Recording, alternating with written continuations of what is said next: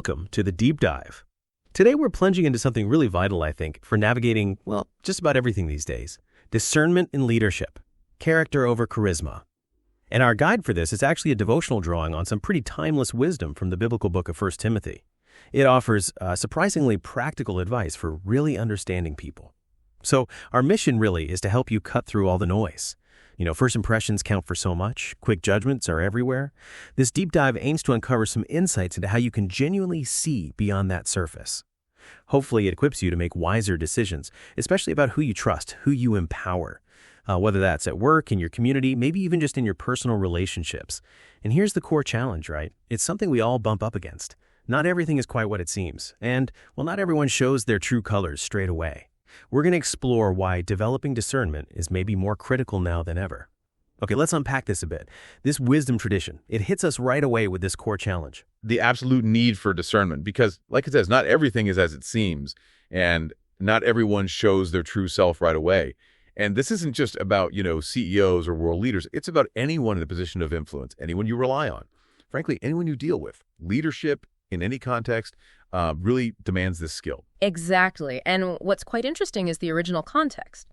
We're looking at advice the Apostle Paul gave Timothy for leading a church community, basically. Right. But even though it started there, the actual principles Paul laid out, they apply really broadly to any kind of leadership, business, volunteer groups, even just families. He wasn't giving vague spiritual ideas. It was a solid framework for assessing character. It's a framework, yeah. And his advice, which you find in 1 Timothy chapter 5, verses 17 to 25, it's remarkably detailed. He talks about things like fair compensation for dedicated leaders, worthy of double honor. The laborer deserves his wages. Practical stuff. Right. And needing strong evidence, 2 or 3 witnesses before you even consider charges against a leader. Plus, public accountability for those who, persist in serious wrongdoing. He even warns Timothy very strongly, keep these rules without prejudging, doing nothing from partiality. Don't play favorites.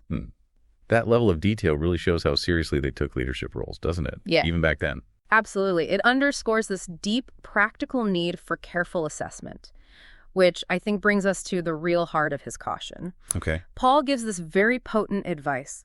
Do not be hasty in the laying on of hands. This was a traditional way of commissioning or appointing new leaders. So he's directly saying, be slow, be incredibly careful when you give someone influence or authority, because the text warns that rushing this, it could actually mean you take part in the sins of others. Wow, okay. So why be so cautious? Well, precisely because, as this wisdom points out, both sin and goodness can be hidden. They aren't always obvious at first glance. Hidden. Yeah, that word really stands out. And okay, here's where it gets really interesting, isn't it? This is what the devotional identifies as the absolute core of the message from verses 24 and 25. It's this striking insight. The sins of some people are conspicuous, going before them to judgment, but the sins of others appear later. So also, good works are conspicuous, and even those that are not cannot remain hidden. Exactly. What's fascinating there is how clearly it lays out that, look, some flaws are just obvious, right out there. You can't miss them. Think about someone whose issues are, public knowledge from day one. But then, the text says, there are other flaws, other sins that are hidden beneath charm or talent. Ah, okay. Disguised? Yeah, disguised. Not apparent on the surface, maybe even covered up by something that seems impressive. And interestingly, it works the same way for good deeds. Some good works get celebrated, they're public, recognized. But others are quiet, unseen, but no less real. They happen behind the scenes. Well, the key takeaway is? The crucial takeaway, the thing this ancient wisdom really hammers home, is that time always reveals the truth. It acts like the ultimate truth serum, eventually. Time is the truth serum. I like that. It's powerful. So, okay, how do we actually apply this ancient idea to the incredibly fast decisions we make every single day? I mean, our source points out, we live in a world that moves fast, quick to judge, quick to promote, quick to cancel. How do we manage that tension? That's the million-dollar question, isn't it? The practical application, though, is pretty clear from this perspective. First, don't rush to elevate someone just because they seem impressive or charismatic right now. First impressions, as we know, can be incredibly misleading. And on the flip side, don't overlook someone just because they're quiet or because they operate behind the scenes. Right, the less flashy ones. Exactly. Their contributions might not grab headlines, but they could be profoundly valuable, deeply substantial. It's a reminder that true substance, real character, is often built slowly, maybe out of the spotlight. The message here, the one reinforced by the text, is that there's, let's say, a higher perspective watching. God sees everything, it suggests. And eventually, in time, we'll see the full picture too. It makes perfect sense when you lay it out like that.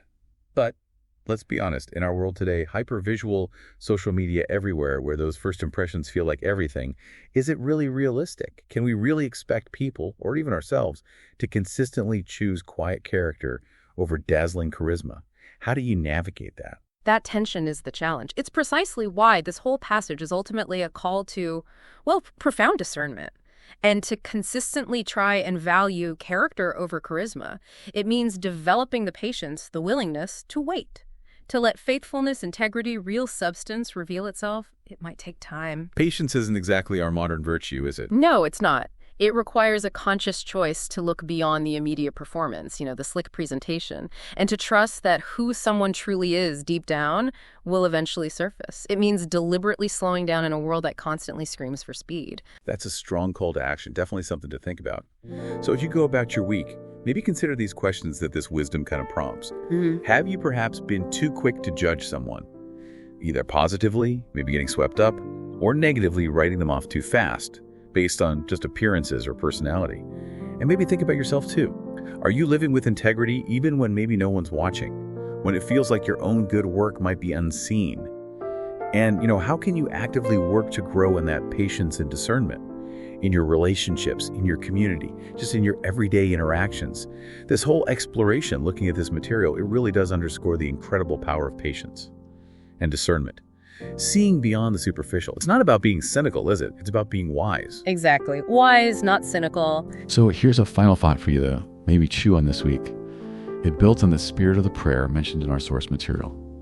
How might embracing this deeper kind of wisdom, one that really prioritizes lasting character over fleeting charisma, how might that fundamentally reshape the way you evaluate leaders or colleagues or even yourself? The choices you make, maybe even just today or tomorrow.